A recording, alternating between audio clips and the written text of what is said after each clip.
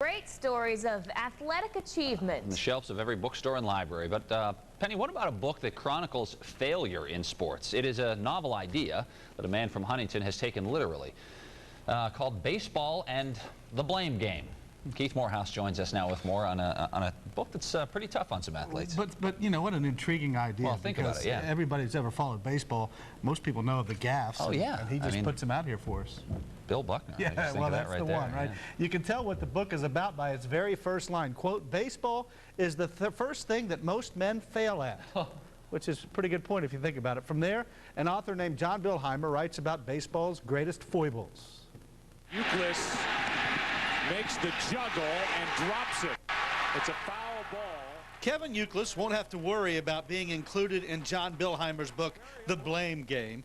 And lucky for him, others haven't been so fortunate. Ever after 1908, he was called Bonehead. John Billheimer's an accomplished mystery writer, but his love for baseball brought him to this topic: players and the error of their ways. Yeah, I can't tell why baseball. It's like asking an addict why marijuana. You know, I've never been hooked by football or basketball, but I grew up playing baseball, grew up rooting for the Indians and the Reds.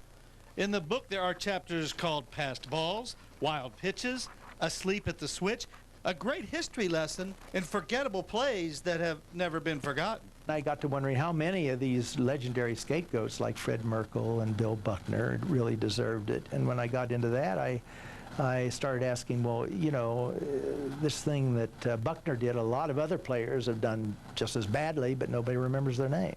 And not even fans are spared. Yankees fans will always remember Jeffrey Meyer, who got in the way of Tony Tarasco and made this Derek Jeter ball a home run.